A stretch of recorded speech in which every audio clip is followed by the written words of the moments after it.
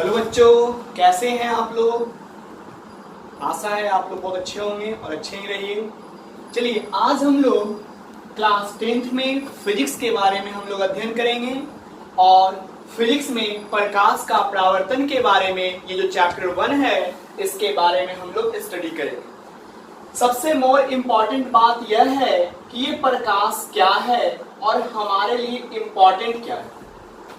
तो प्रकाश हम लोग एक बात देखते हैं, अगर किसी भी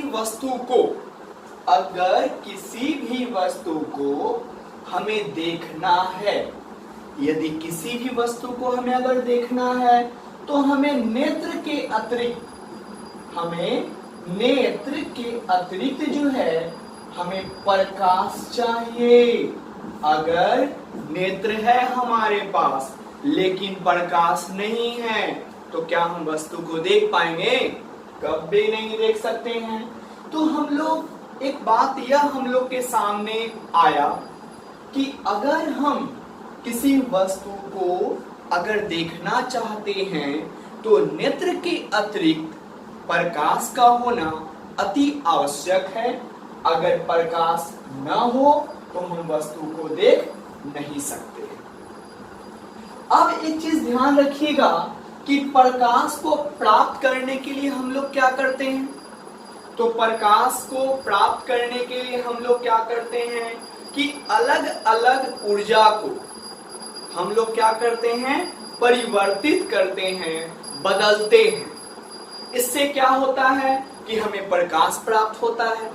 जैसे हम लोग बात करें, अगर तेल है, किरोसिन तेल को अगर हम लोग लेते हैं, किरोसिन तेल को यदि लिए तो उसे जलाते हैं तो जलाने के बाद क्या मिलता है, प्रकाश मिलता है। तो हम लोग बोल सकते हैं कि रासायनिक ऊर्जा को भी हम लोग किस में बदलते हैं, प्रकाश में बदलते हैं। अर्थात हम लोग कह सकते हैं कि प्रकाश जो है एक प्रकार का ऊर्जा है। अब हम लोग आगे टॉपिक पे ध्यान देंगे। हम लोग सिलेबस पे आते हैं। हम लोग सिलेबस पे हम लोग आने से पहले ये तो हमारा क्लियर हो गया कि हमारे जीवन में प्रकाश की अहम भूमिका है, क्योंकि अगर हमारे पास प्रकाश न हो तो हम किसी वस्तु को देख भी नहीं सकते हैं। इसलिए हमारे लाइफ में किसी भी वस्तु को देखने का इम्पोर्टेंस जो है वो प्रकाश के कारण ही है। अगर प्रकाश न हो तो हम किसी वस्तु को देख ही नहीं सकते। अर्थात इस जीवन शैली में कितनी अच्छी जीवन प्रणाली है और प्राकृतिक में हर तरीके के जो फूल दिखते हैं, फल दिखते हैं, पेड़ पौधे दिखते हैं, ये हम लोग देख ही नहीं सकते हैं। हम इससे क्या हो सकते हैं, वंचित रह जाएंगे। कब? जब प्रकाश नहीं रहेगा।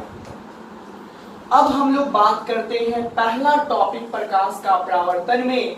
सबसे पहला फर्स्ट टॉपिक जो है प्रकाश और उसके स्रोत पर आता है। प्रकाश और उसके स्रोत क्या है?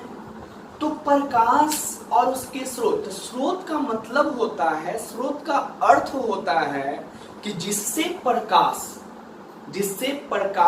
प्राप्त हो, जिससे प्रकाश क्या हो, प्राप्त हो, वह हमारा प्रकाश का क्या हो जाएगा, स्रोत हो जाएगा, अर्थात माध्यम हो जाएगा।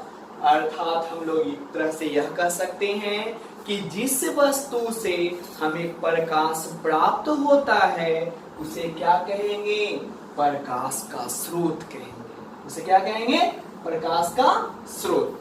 तो सबसे इंपॉर्टेंट बात, प्रकाश के स्रोत में आते हैं तो दो प्रकार के होते हैं प्रकाश का स्रोत। एक तो हो गया पहला प्राकृतिक, पहला जो है प्राकृतिक स्रोत।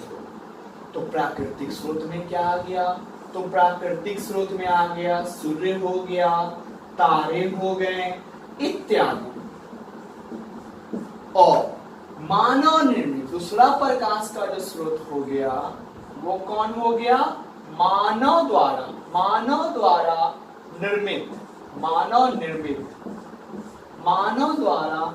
निर्मित प्रकाश के स्रोत। इसमें क्या क्या आते हैं, तो आप लोग बोल सकते हैं जलता हुआ बल्ब,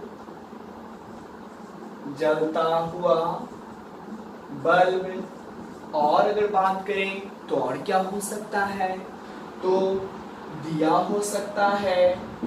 और क्या हो सकता है, तो हम लोग बात कर सकते हैं और क्या हो सकता है, तो टॉर्च हो सकता है इत्यादि। इस तरीके से हम लोग ने यह जाना कि प्रकाश का जो स्रोत है वो दो होते हैं, अर्थात कौन कौन, तो एक हो जाएगा प्राकृतिक स्रोत और दूसरा हो जाएगा मानव निर्मित स्रोत। अर्थात ये तो हमें समझ में आ गया कि प्रकाश और उसके स्रोत क्या है। अब हम लोग बात करते हैं प्रकाश क्या होता है। चूंकि हम लोग क्लास 10th का फिजिक्स पढ़ रहे हैं, तो इसमें एक चीज यह ध्यान की जरूरत है हम लोगों को कि हम लोग को समझने के साथ साथ हम लोगों को परिभाषाओं पर भी ध्यान देना है और ये भी देखना है कि हमें किस तरीके से इसे लिखना है। तो अगर हम बात करें सबसे इंपॉर्टेंट बात प्रकाश क्या है, तो हम लोग बोल सकते हैं कि प्रकाश वह कारक है, प्रकाश वह कारक है जिसकी सहायता से हम किसी वस्तु को देख सकते हैं। अर्थात एक चीज हमें समझ में आया कि प्रकाश क्या है, तो हम लोग बोलेंगे कि प्रकाश वह कारक है जिसकी सहायता से हम किसी वस्तु को देख सकते हैं। अर्थात कोई अगर व्यक्ति है, अगर कोई व्यक्ति है और उसे अगर देखना है, कोई व्यक्ति है उसे अगर देखना है, तो हम लोग को क्या करना होगा, हम लोग को प्रकाश आवश्यक है। अगर प्रकाश नहीं रहेगा तो हम किसी वस्तु को देख ही नहीं सकते हैं। अब हम लोग आते हैं नेक्स्ट टॉपिक पे आते हैं। अगर पूछा जाएगा कि प्रकाश के स्रोत क्या क्या हैं, तो आप लोग एकदम आराम से बता सकते हैं। क्या बता सकते हैं, तो प्रकाश के स्रोत अर्थात हम लोग कहेंगे जिन वस्तुओं से प्रकाश प्राप्त होता है, जिन वस्तुओं से क्या होता है, प्रकाश हमें प्राप्त होता है, उसे क्या कहेंगे, प्रकाश के स्रोत कहते हैं। उसे क्या कहेंगे, प्रकाश के स्रोत। तो ये चीज हमारा समझ में आया कि प्रकाश क्या है, तो प्रकाश वह कारक है जिसकी सहायता से हम किसी वस्तु को देख सकते हैं। अगर प्रकाश नहीं रहेगा तो हम वस्तु को नहीं देख पाएंगे। नेक्स्ट हमने पॉइंट में क्या समझा कि प्रकाश का स्रोत क्या है, तो प्रकाश का स्रोत उसे कहते हैं जिन वस्तुओं से प्रकाश क्या होता है, प्राप्त होता है, उसे क्या कहेंगे, प्रकाश का स्रोत कहेंगे। अब नेक्स्ट टॉपिक पे हम लोग आते हैं। अगला पॉइंट हमारा जो है प्रदीप्त, है ना, प्रदीप्त और अप्रदीप्त। प्रदीप्त और अप्रदीप्त वस्तु किसे कहते हैं, इंपॉर्टेंट चीज। तो हम लोग सबसे पहले लिख देंगे प्रदीप्त। प्रदीप्त में क्या होता है, ध्यान दीजिएगा, जो वस्तुएं प्रकाश को उत्सर्जित करती है, जो वस्तुएं प्रकाश को क्या करती है, उत्सर्जित करती है, उसे क्या कहेंगे, प्रदीप्त कहेंगे। जैसे हम लोग बोल सकते हैं टॉर्च, दीप, सूर्य। इस तरीके से हम लोग बहुत सारे वस्तुओं को क्या बोल सकते हैं, प्रदीप्त। मतलब जो प्रकाश को उत्सर्जित करे, जो प्रकाश को क्या करे, उत्सर्जित करे, उसे क्या कहेंगे, प्रदीप्त कहेंगे।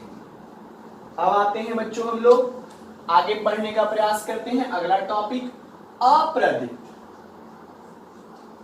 अप्रदीप्त, अप्रदीप्त में आते हैं हम लोग। अप्रदीप्त किसे कहते हैं, तो अप्रदीप्त वस्तुएं वैसे वस्तुएं जो प्रकाश उत्सर्जित नहीं कर पाती है, वैसे वस्तुएं जो प्रकाश उत्सर्जित नहीं कर पाती है। अर्थात प्रकाश उत्सर्जित जब नहीं करेगा उसे क्या कहेंगे? अप्रदीप्त वस्तु कहेंगे। जैसे क्या होगा? तो जैसे हो जाएगा टेबल, कुर्सी, मेज, किताब इत्यादि, ये सब हो जाएंगे क्या? अप्रदीप्त। अर्थात हम लोग ये टॉपिक क्लियर हुआ? नहीं हुआ तो एक बार फिर से समझ लीजिए, सुनिए। प्रदीप्त किसे कहते हैं? तो वे वस्तुएं जो प्रकाश उत्सर्जित करे, अर्थात जो प्रकाश को देता हो, जो प्रकाश को देगा उसे कहेंगे प्रदीप्त। और जो प्रकाश को न दे पाए उसे कहेंगे अप्रदीप्त। क्लियर? तो एक चीज ध्यान देना, प्रदीप्त में अगर बात किया जाए प्रदीप्त किसे कहते हैं, तो प्रदीप्त में हम लोग बताएंगे कि जो वस्तुएं प्रकाश देता है, प्रकाश उत्सर्जित करता है, उसे क्या कहेंगे? प्रदीप्त कहेंगे। और जो वस्तुएं प्रकाश न देता हो, जो वस्तुएं क्या हो? प्रकाश न देता हो, उसे क्या कहेंगे? अप्रदीप्त। तो प्रदीप्त का उदाहरण कौन कौन हो गया? तो सूर्य हो गया, तारे हो गए, टॉर्च हो गया, मोमबत्ती हो गया, इस तरह से बहुत सारे हो जाएंगे। अप्रदीप्त का उदाहरण में क्या होगा? जो प्रकाश को देता ही ना हो, अर्थात जो प्रकाश को उत्सर्जित नहीं करता हो, उसे क्या कहेंगे? अप्रदीप्त कहेंगे। जैसे टेबल, कुर्सी, मेज, किताब, बोर्ड, ये सब प्रकाश को उत्सर्जित नहीं करता है, तो ये वस्तुएं क्या कहलाएंगे? अप्रदीप्त कहलाएंगे। ओके, अब हम लोग आगे चलते हैं। ध्यान से समझिएगा, किसी तरह का अगर दिक्कत हो तो आप लोग कमेंट बॉक्स में कमेंट कर सकते हैं, जिसके कारण हम उस कमेंट को पढ़ेंगे और आपका उत्तर अच्छे से और देने का प्रयास करेंगे। चलिए अब हम लोग आते हैं प्रकीर्णन पे। अगला पॉइंट, प्रकीर्णन। ये प्रकीर्णन क्या है भाई?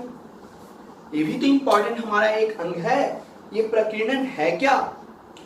तो प्रकाश जब, ठीक है ध्यान देना, प्रकाश जब सूक्ष्म कणों पर, प्रकाश जब सूक्ष्म कणों पर पड़ता है तो वे कण उन पर पड़ने वाले प्रकाश के ऊर्जा को, कुछ भाग को अवशोषित कर लेते हैं और बहुत सारे भाग को क्या करते हैं? फैला देते हैं। मतलब कुछ भाग को अवशोषित किए और बहुत सारे भाग को क्या किए? फैला देते हैं। तो उस पार्ट को ही क्या कहेंगे? प्रकीर्णन कहेंगे। जैसे सूर्य की रोशनी, ये प्रकीर्णन का ही पार्ट है। वो क्या करता है? तो वो किरणों को क्या करता है? पूरा फैला देता है।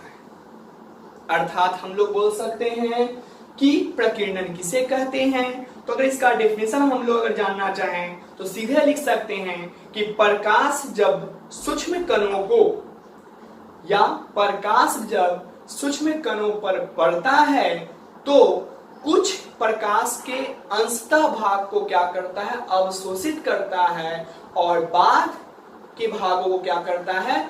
फैला देता है। इस प्रक्रिया को ही प्रकाश का प्रकीर्णन कहते हैं। क्लियर? कोई दिक्कत? अब हम लोग आते हैं, प्रकीर्णन तो हमारा हो गया। अब हम लोग बात करते हैं प्रकाश की किरणें। चलिए अब हम लोग आते हैं प्रकाश की किरणें। प्रकाश की किरण क्या है? तो इस पे हम लोग विशेष चर्चा नहीं करेंगे, जो हमारे सिलेबस में है उसी पर ध्यान देंगे। प्रकाश की किरणें अर्थात प्रकाश की किरण जो है सरल रेखा में गमन करती है। प्रकाश की किरण सरल रेखा में गमन करती है। ठीक है, तो प्रकाश की किरण हमारा समझ में आया किसे कहते हैं। तो प्रकाश की किरण हम लोग सीधे बोलेंगे, प्रकाश सरल रेखा में क्या होती है? सभी दिशाओं में होता है, ये तो फिक्स है। लेकिन प्रकाश कैसा चलता है? तो एक सरल रेखा में प्रकाश चलता है। अब आते हैं अगला पॉइंट जो हमारा है प्रकाश का किरण पुंज। किरण पुंज, अब एक चीज ध्यान देंगे कि यह किरण पुंज क्या है। तो अगर हम लोग बात करें तो प्रकाश के किरणों के समूह को, प्रकाश के किरणों के जो समूह होते हैं, जो संगठित जो भाग होते हैं, ठीक है, उसे ही क्या कहेंगे? किरण पुंज कहेंगे। ठीक है, तो यहां पर हम लोग बोल सकते हैं, क्या बोल सकते हैं? प्रकाश के किरणों के समूह को, प्रकाश के किरणों के समूह को किरण पुंज कहते हैं। किरण पुंज कहते हैं। तो एक चीज हमारा यह क्लियर हो गया क्या कि प्रकाश का किरण पुंज क्या है? तो प्रकाश के किरणों के समूह को क्या कहते हैं? किरण पुंज कहते हैं। और एक चीज ध्यान दीजिएगा, किरण पुंज जो है ना वो 3 प्रकार के किरण पुंज होते हैं। पहला अपसारी किरण पुंज,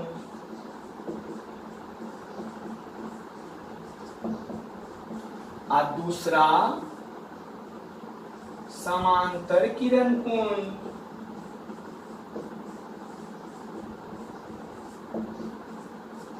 और तीसरा अभिसारी किरण पुंज।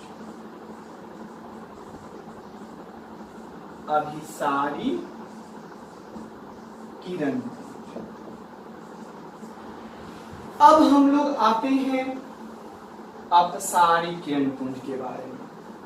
अर्थात अपसारी किरण पुंज क्या होता है? पहले बोर्ड को थोड़ा साफ कर देते हैं, तब नहीं इसमें समझिएगा आप लोग, और नहीं तो गिज बिज एकदम लगेगा, समझ ही नहीं आएगा क्या लिखा हुआ है।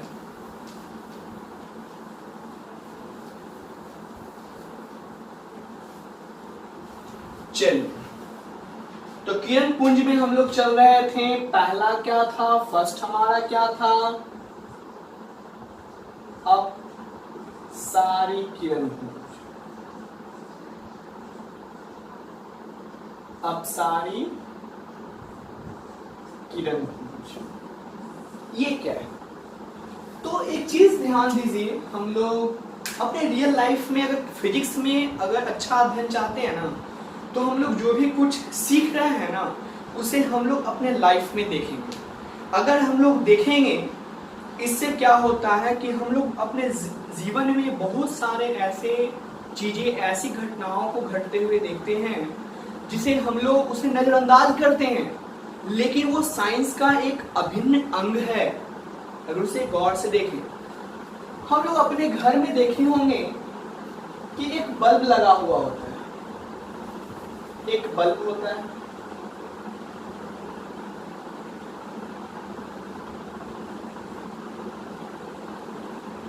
तो इसकी रोशनी देखे होंगे,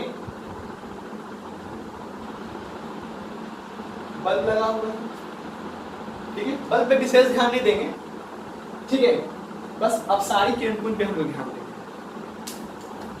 तो हम लोग देखते हैं कि ये प्रकाश को क्या करता है? फैलाता है। ये प्रकाश को क्या करता है? फैलाता है। तो जो किरण अर्थात किसी बिंदु स्रोत से यदि प्रकाश की किरणें फैलती चली जाती है, ठीक है, यदि किसी बिंदु स्रोत से प्रकाश क्या होता है? फैलता चला जाता है, तो उसे क्या कहेंगे? अपसारी किरण पुंज कहेंगे। उसे क्या कहेंगे? अपसारी किरण पुंज कहेंगे। अपसारी किरण पुंज। एक चीज देखिए, इससे यह पता चला कि हम अपने घर में जब बल्ब को ऑन करते हैं, ऑन किए तो ऑन करते हैं तो हम लोग देखते हैं कि बल्ब जो चलता है, बल्ब जो जला, तो बल्ब जब जलता है तो हम लोग देखते हैं कि प्रकाश पूरे रूम में फैल गया। तो प्रकाश जो पूरे रूम में जो फैला, अर्थात कि किसका उदाहरण हो गया हमारा अपसारी किरण पुंज का। चलिए, तो अपसारी किरण पुंज क्लियर हो गया। तो किसी बिंदु स्रोत से आती प्रकाश की किरणें, है ना, किसी बिंदु स्रोत से, मतलब किसी बिंदु से प्रकाश की किरणें फैलती है। किसी बिंदु स्रोत से प्रकाश की किरण क्या होता है, फैलता है, उसे क्या कहेंगे, अपसारी किरण पुंज कहेंगे। अब हम लोग आते हैं बी नंबर में। बी नंबर में हमारा क्या है भाई, समांतर किरण पुंज है। तो सर इसका भी हमको रियल लाइफ में चाहिए, उदाहरण हमें बताइए कि क्या हो सकता है। तो हम लोग देखें, आईना तो देखे होंगे आप लोग, बिल्कुल। तो एक आईना को ये साइड लगा दो, एक आईना को ये साइड लगा दो, और टॉर्च का लाइट इस पर मारो, स्टेप पैरेलल होना चाहिए। जब पैरेलल टॉर्च की लाइट अगर आप लोग देंगे तो उसी पथ पर दूसरे आईने पर क्या होगा, पड़ेगा। अर्थात हम लोग बोल सकते हैं कि वैसा किरण पुंज जो एक दूसरे के समानांतर किरण पुंज हो, वैसा किरण जो एक दूसरे के समानांतर हो, उसे क्या कहेंगे, समांतर किरण पुंज कहेंगे। उसे क्या कहेंगे, समांतर किरण पुंज कहेंगे। अब हम लोग आते हैं नेक्स्ट बिंदु पर, चलते हैं हम लोग सी नंबर। सर अभिसारी के बारे में हमें बताइए, रियल लाइफ में हम क्या यूज करते हैं अभिसारी किरण पुंज में। तो बहुत सारे किरण, ठीक है, मतलब किरणों का वह समूह जो एक बिंदु पर आकर मिलता है। किरणों का वह समूह या किरण पुंज का वह समूह जो एक बिंदु पर आकर क्या हो, मिले, उस बिंदु स्रोत या उस बिंदु को क्या कहेंगे, अभिसारी किरण पुंज कहेंगे। सर इसका रियल लाइफ में उदाहरण क्या हो सकता है। तो हम लोग देखे होंगे बचपन में, एक चीज ध्यान होंगे, आप लोग ट्राई किए होंगे क्या, तो सूर्य की रोशनी है और उसके सामने क्या करते होंगे, एक लेंस, उत्तल लेंस ऐसे रख दिए। जब उत्तल लेंस रखते थे और नीचे में कागज रख दिए, तो कागज जो होता था वो जल उठता था। तो जलने का रीजन क्या था, उस समय नहीं पता था, लेकिन जलने का रीजन ये था कि बहुत सारे किरणों के समूह को वो क्या करता था, एक बिंदु पर मिलाता था। और जब बहुत सारा किरण एक बिंदु पर मिलेगा तो वो एकदम तीक्ष्ण, उस पे प्रकाश होती थी, पड़ती थी, जिसके कारण वो क्या होता था, कागज जल उठता। तो हम लोग यह बोल सकते हैं अभिसारी किरण पुंज किसे कहेंगे, तो किरणों का समूह जब एक बिंदु पर आकर मिलता है, किरणों का समूह जब एक बिंदु पर आकर मिलता है, अर्थात बोल सकते हैं कि किरण पुंज जब एक बिंदु स्रोत पर आकर मिलता है, उसे क्या कहेंगे, अभिसारी किरण पुंज कहेंगे। क्लियर, तो डिफिनेशन समझ में आ गया। तो क्या फिर से एक बार रिकॉल, अभिसारी किरण पुंज किसे कहते हैं। तो अभिसारी किरण पुंज तो ये समझ में आ गया कि किरणों का समूह जो एक बिंदु स्रोत पर आकर मिलता है, किरणों का समूह है ना, किरण पुंजों का समूह जो एक बिंदु स्रोत पर आकर मिलता है, उसे अभिसारी किरण पुंज कहते हैं। आते हैं बात अपसारी किरण पुंज किसे कहते हैं। तो किसी बिंदु स्रोत से प्रकाश की किरण या किरण पुंज क्या होता है, फैलता चला जाता है। अर्थात हम लोग बोल सकते हैं कि प्रकाश की किरणें एक बिंदु स्रोत से निकलकर हमेशा क्या होती है, फैलती चली जाती है, हमेशा फैलती चली जाती है। इस घटना को क्या कहते हैं, अपसारी किरण पुंज कहते हैं। बात करें हम लोग समांतर किरण पुंज क्या है, तो समानांतर किरण पुंज का मतलब हो गया कि किरण पुंजों एक दूसरे से क्या हो, समानांतर रूप में पाए जाते हैं, और वैसा किरण पुंज जब पाया जाएगा उसे क्या कहेंगे, समानांतर किरण पुंज। चलिए हम लोग ये चीज सीख लिए क्या? तो किरण पुंज क्या है और कितने प्रकार का है। चलिए नेक्स्ट, अब अगला पॉइंट में हम लोग चलते हैं। बच्चों किसी तरीके का अगर प्रॉब्लम हो तो आप लोग घबराइएगा बिल्कुल नहीं, आप लोग कमेंट बॉक्स में कमेंट कीजिएगा, हम आपका कमेंट पढ़ेंगे और अच्छे तरीके से आपके प्रश्नों का आंसर देने का प्रयास करेंगे।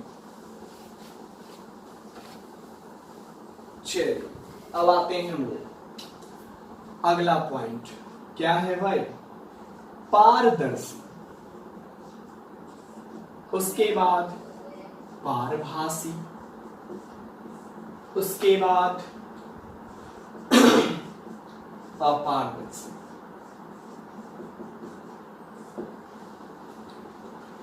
पारदर्शी,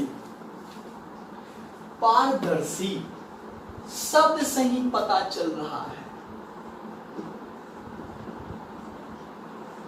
ट्रांसपेरेंट, पारदर्शी का मतलब है जो आर पार दिखे। जब आर पार कब दिखाई दे? सोचिए कि कोई वस्तु का आर पार कब दिखाई दे? तो सिंपल सी बात है, जब प्रकाश आर पार होगा, जब प्रकाश आर पार होगा मतलब इस पार से उस पार हो जाएगा, तो ऑटोमेटिक है कि हमें वस्तु भी दिखाई दे देगी, है कि नहीं? चलिए आगे। तो पारदर्शी क्या है? तो वैसा पदार्थ जिससे प्रकाश क्या हो, आसानी से पार कर जाता है, उसे क्या कहेंगे? पारदर्शी पदार्थ कहेंगे। वैसा पदार्थ है ना, वैसा पदार्थ जिससे प्रकाश क्या हो, आसानी से पार कर जाए, उसे क्या कहेंगे? पारदर्शी पदार्थ कहेंगे। जैसे क्या होगा पारदर्शी पदार्थ में? हवा हो गया, पानी हो गया, और क्या हो गया? तो कांच हो इत्यादि। ये सब क्या है? पारदर्शी है। ठीक है बाबू? चलिए क्लियर। तो ध्यान देना, पारदर्शी किसे कहते हैं, है ना? तो हवा हो गया, पानी हो गया, कांच हो गया, मतलब ऐसा पदार्थ जिससे प्रकाश आसानी से पार हो जाए। अर्थात ये भी कह सकते हैं कि इधर वस्तु रखा हुआ है, लेकिन इधर से ही वस्तु को अगर हम देख ले रहे हैं, अगर इधर वस्तु है और इधर से ही हम वस्तु को अगर देख ले रहे हैं, तो उसे कहेंगे पारदर्शी। ठीक है? चलिए उसे क्या कहेंगे? पारदर्शी पदार्थ।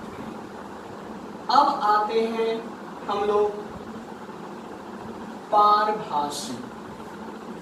पारभासी किसे कहते हैं? तो ध्यान देना है, पारभासी किसे कहते हैं उस पे। वैसा पदार्थ, ठीक है, वैसा पदार्थ जिससे प्रकाश कुछ ही अंशतः पार होते हैं। जैसे हम लोग देखे होंगे कि बचपन में टॉर्च जलाते थे और हाथ को ऐसे ढक लिया, तो देखते थे कि हाथ पर जो है ना वो लाल लाल टाइप का दिखाई देता है, मतलब ब्लड टाइप का दिखाई देता है। तो होता क्या था कि टॉर्च पर हम हाथ रखते थे तो प्रकाश की किरणों को कुछ ही अंश को क्या करते थे, बाहर जाने देते थे और बाकी को क्या करते थे, रोक देते थे।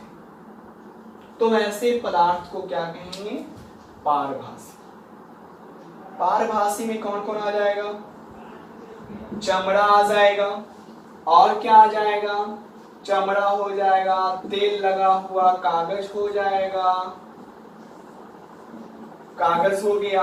और हम लोग कोई वस्तु अगर धूप में जाएंगे ना और आंख बंद करेंगे तो देखिएगा कि आंख के पास अगर हम लोग देखते हैं तो लगता है कि रेड रेड है, तो वो भी पारभासी का एग्जाम्पल है। ठीक है, तो पारभासी का अगर डिफिनेशन बोला जाएगा कि किसे कहते हैं, तो हम लोग बस ध्यान रखेंगे इस बात को कि वे पदार्थ जिन पर प्रकाश एक छोटे से भाग को प्रकाश एक छोटे से भाग को ही क्या अपने से होके गुजरने देते हैं, अपने से होके गुजरने देते हैं, उसे क्या कहेंगे?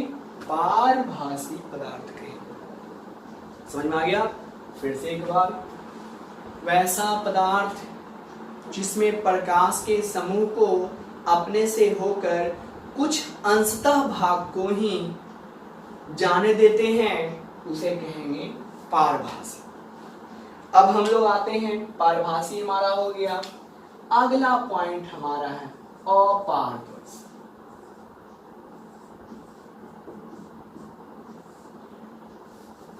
अपारदर्शी क्या होता है,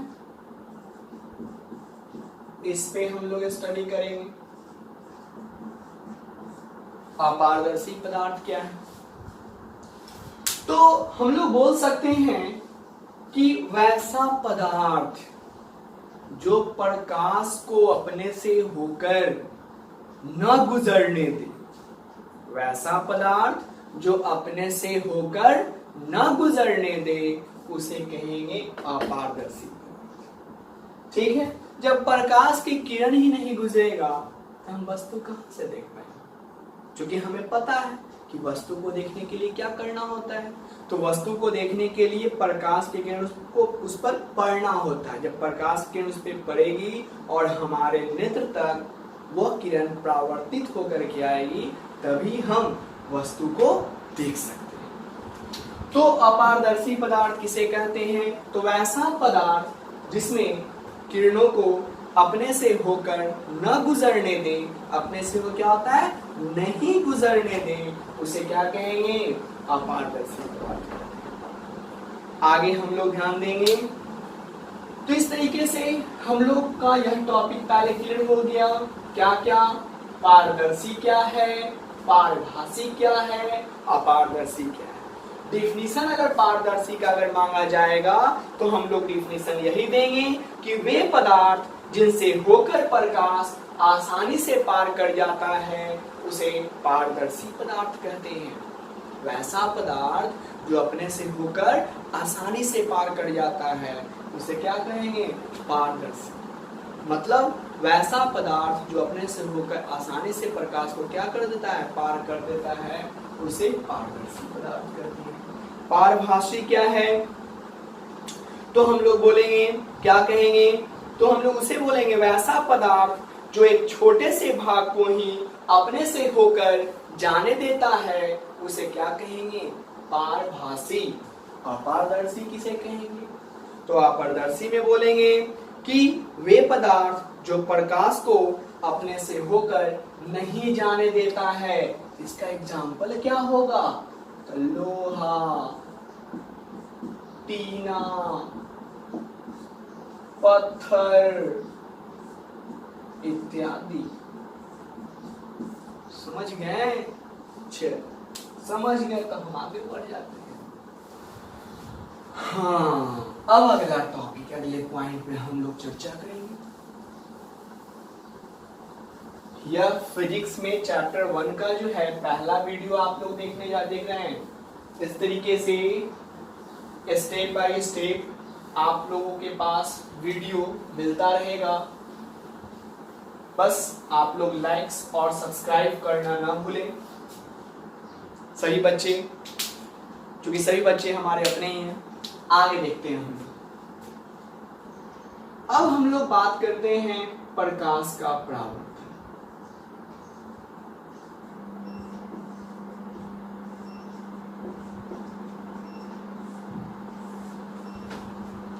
इस टॉपिक पे आते हैं। प्रकाश का परावर्तन क्या है? तो एक चीज ध्यान दीजिएगा आप लोग, वस्तु को देखने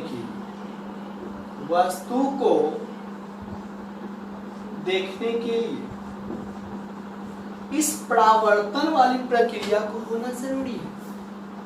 अगर परावर्तन वाला प्रक्रिया न होगा तो वस्तु दिखाई नहीं देगी। जैसे मान लो हमने घड़ी पे टाइम देखा, कितना बज रहा है, तो कैसे देखा?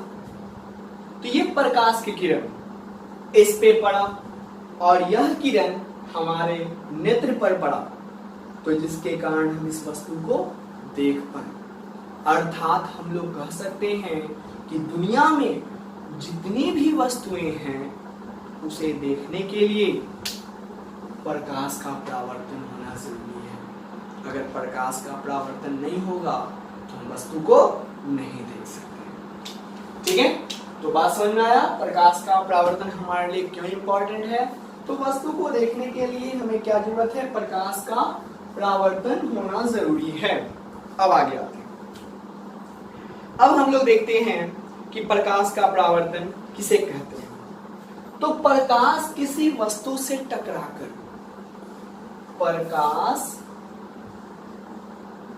किसी वस्तु से टकराकर, प्रकाश किसी वस्तु से टकराकर, है ना, लौटने को प्रकाश का परावर्तन कहते हैं। अगर मान लो प्रकाश आया, यहाँ पे टकराया और हमारे नेत्र तक पहुंचा, तब हमें दिखाई दिया कि क्या लिखा हुआ। अगर यहाँ पर नहीं आता प्रकाश, अगर यहाँ पर हम घेर दें, मतलब लाइट को यहाँ बोर्ड पर नहीं पड़ने दें और यहाँ पर कैप्चर कर दे लाइट को, और उसके बाद हम देखें तो ये शब्द नहीं दिखाई देगा। बात समझ रहे हैं। तो दुनिया में कोई भी वस्तु अगर हमें देखना हो, हमारे जीवन में टीवी को ही देख लो आप लोग। टीवी अगर देखना होता है तो टीवी का प्रकाश होता है, वो क्या करता है, प्रकाश आपके नेत्र तक पहुंचता है और आपके नेत्र के बाद टीवी पर पहुंचता है।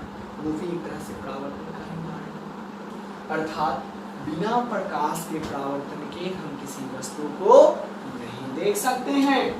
चलिए, तो प्रकाश का परावर्तन किसे कहते हैं। तो हम लोग बोल सकते हैं कि प्रकाश किसी वस्तु, है ना, प्रकाश के किसी वस्तु से, प्रकाश के किसी वस्तु से टकराकर लौटने की प्रक्रिया को क्या कहते हैं, प्रकाश का परावर्तन। क्लियर। चलिए आगे देखते हैं। तो प्रकाश का परावर्तन क्लियर हो गया। प्रकाश के किसी वस्तु से टकराकर लौटने की प्रक्रिया। मान लिया जाए ये क्या है,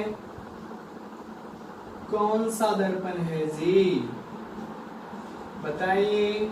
तो ये समतल दर्पण है।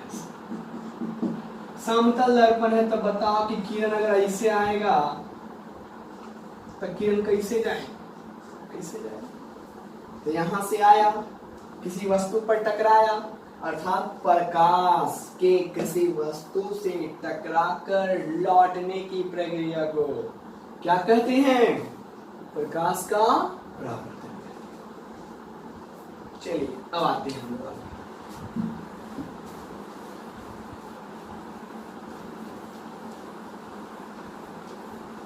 ये टॉपिक जो लेसन था वो समझ में आया, प्रकाश का परावर्तन क्या हमारे लिए इंपॉर्टेंट है। इससे क्या निष्कर्ष निकल करके सामने आया। तो इससे यही निष्कर्ष हम लोग के सामने आया, हम लोग के पास, हम लोग के सामने आया कि दुनिया में कोई भी वस्तु है और उसे अगर हमें देखना है तो प्रकाश का परावर्तन होना जरूरी है। बिना प्रकाश के परावर्तन के हम उस वस्तु को नहीं देख सकते। अब आते हैं हम लोग परावर्तन के नियम।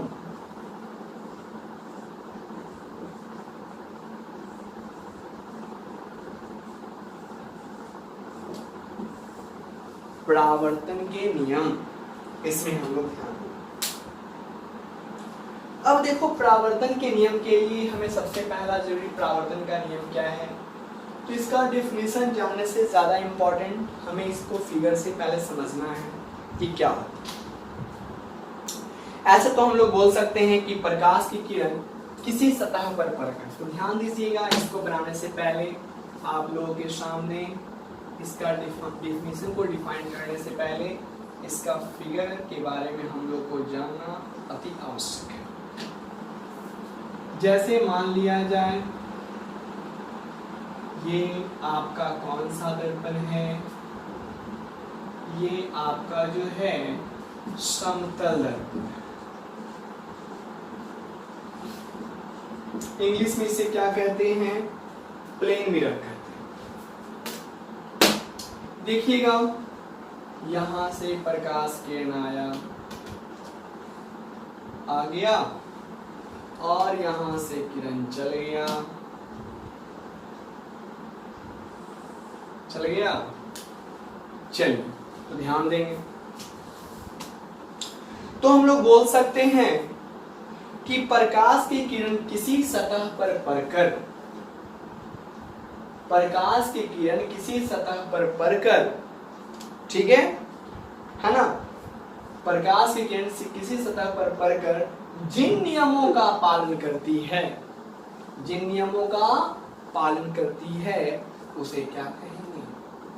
प्रकाश के परावर्तन का नियम। तो देखिएगा यहां पर ध्यान देना है, ये ए है, यहाँ ओ है और ये क्या है? बी है। तो ध्यान देना है कि ये जो एओ जो हुआ उसे बोलेंगे आपतित किरण, उसे क्या कहेंगे? आपतित किरण। एओ जो हमारा है वो क्या है? आपतित किरण। ओबी जो है वो हमारा क्या है? परावर्तित किरण। वो हमारा क्या है? परावर्तित किरण।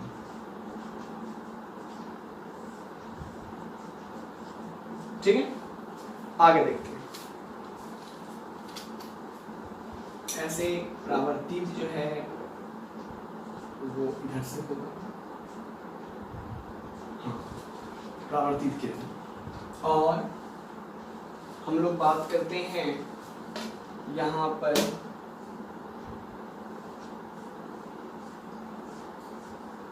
ये जो है हमारा एन जो हुआ वो क्या है? हमारा अभिलंब है। ओएन क्या है? हमारा अभिलंब। अच्छा, अब एक चीज ध्यान देना, ये जो है एंगल ए ओ, एन क्या है हमारा? आपतन कोण। क्या है? आपतन कोण। एन ओ बी हमारा क्या है? Angle N O B, N O B हमारा क्या है? तो परावर्तन। कैसा कोण है? परावर्तन। ओके, और एक चीज ध्यान देना, ओएन क्या है? अभिलंब। अब ये सबका डेफिनेशन ध्यान दीजिए। तो आपतित किरण, सबसे पहला बात हम लोग आपतित किरण किसे कहते हैं?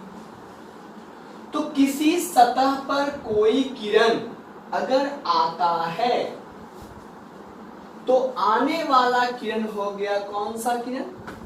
आपतित किरण।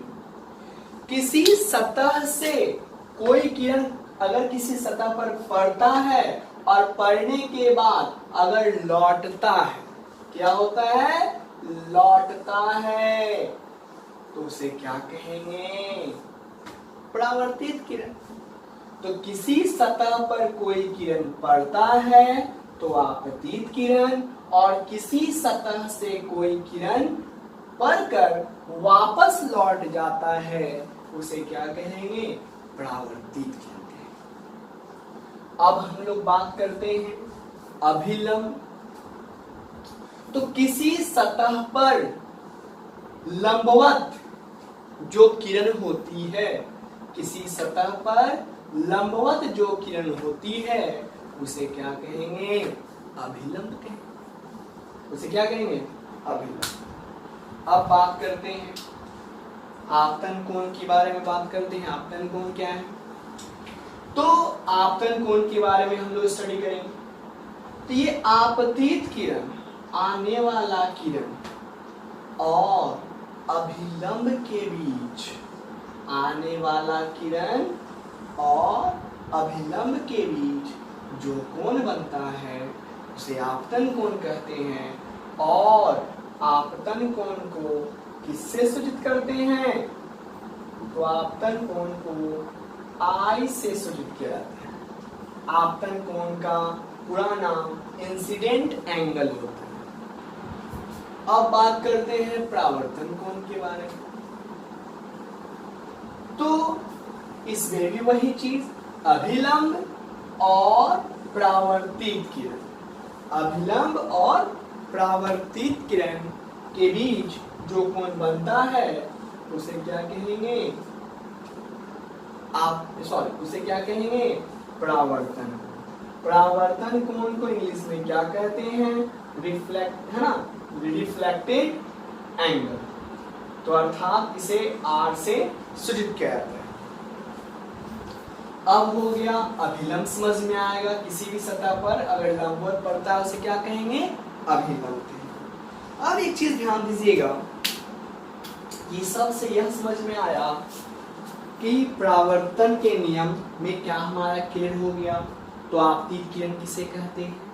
तो आपतित किरण क्या है? तो किसी सतह पर कोई किरण पड़ता है उसे क्या कहते हैं? आपतित किरण कहते हैं। किसी सतह पर पड़कर वापस रिटर्न होता है उसे क्या कहते हैं? परावर्तित किरण कहते हैं। अभिलंब क्या है हमारा? तो किसी सतह पर लंबवत कोई किरण यदि पड़े तो उसे क्या कहेंगे? अभिलंब कहेंगे।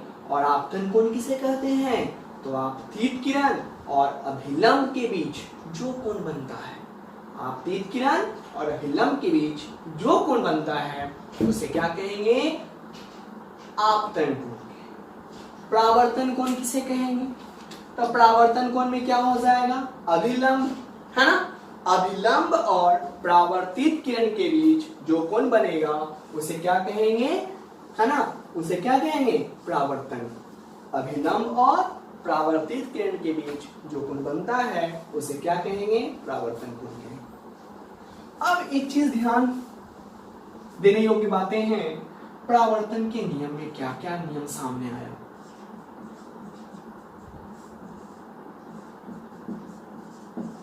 तो परावर्तन के दो नियम हैं। कितने नियम हैं?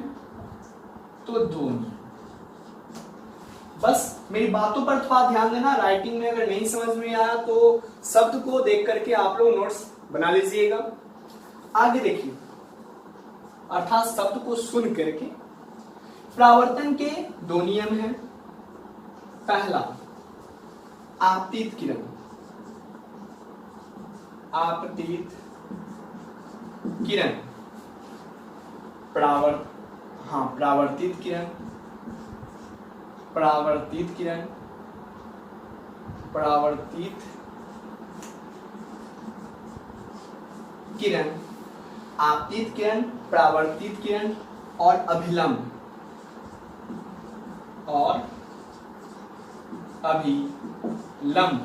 तीनों एक ही तल में होते हैं। तीनों एक ही तल में होते हैं। अब आते हैं, बात हम लोग करते हैं आपतित किरण, परावर्तित किरण और अभिलंब तीनों क्या होते हैं? एक ही तल में होते हैं। दूसरा नंबर में हम लोग आते हैं, इसमें क्या हम लोग चर्चा करते हैं? तो दूसरा तल में जो है आपतन कोण, आपतन कोण और परावर्तन कोण, आपतन कोण और परावर्तन कोण, परावर्तन कोण दोनों बराबर होते हैं। दोनों बराबर होते हैं। तो एक चीज समझ में आया कि परावर्तन के नियम में कितने नियम? दो नियम। कौन कौन? आपतित किरण, परावर्तित किरण और अभिलंब तीनों एक ही तल में होते हैं। और आपतन कोण बराबर परावर्तन कोण क्या होता है? बराबर होता है। अब एक चीज देखते हैं आगे, अब चलते हैं इसमें, इस पर क्वेश्चन कैसे हो सकता है। तो देखेंगे,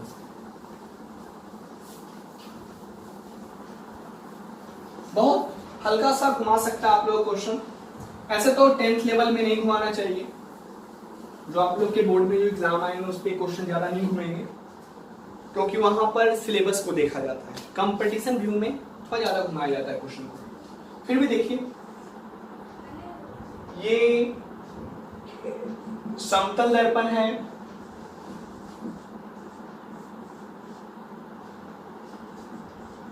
समतल दर्पण। अगर मान लो ध्यान दीजिएगा, अगर मान लिया जाए अगर ये 30 डिग्री है तो ये O है, यहां पर A है, O है, B है, तो ये कितना डिग्री है? ऑब्वियसली पता है हमको, क्या पता है? जितना एंगल AON होगा उतना ही एंगल NOB होगा। मतलब ये 30 डिग्री है, यह भी NOB हमारा क्या हो जाएगा? 30 डिग्री हो जाएगा। ठीक, आगे ध्यान दीजिए, अगर हम लोग फिर लेते हैं, मार्कर मेरा जवाब दे रहा है, ये कह रहा है कि अब रहने दीजिए इसे। अच्छा, नेक्स्ट बार से हम मार्कर में फुली इंक डाल के आएंगे, इससे आपको स्पष्ट दिखाई दे।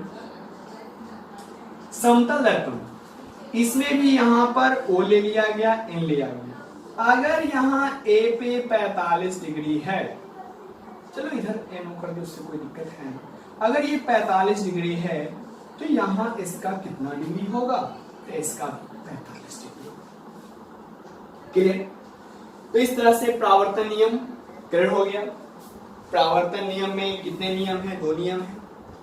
और आप लोग क्या कीजिएगा, वीडियो को अच्छे से देखिएगा और आप लोग कॉपी पर सारे का सारा नोट्स अच्छे तरीके से बनाइएगा। ठीक है, धन्यवाद। अब आज के लिए इतना ही। नेक्स्ट क्लास में हम लोग इस लेसन पर और विशेष रूप से स्टडी करेंगे और अच्छे से समझिएगा आप लोग। और किसी तरह का प्रॉब्लम हो तो आप कमेंट बॉक्स में अपने channel build and coins centre, जो यूट्यूब पे चैनल जो बनाया गया है, उस पर कमेंट कर सकते हैं, जिससे हम आपके प्रॉब्लम को क्या करेंगे, दूर करेंगे। धन्यवाद।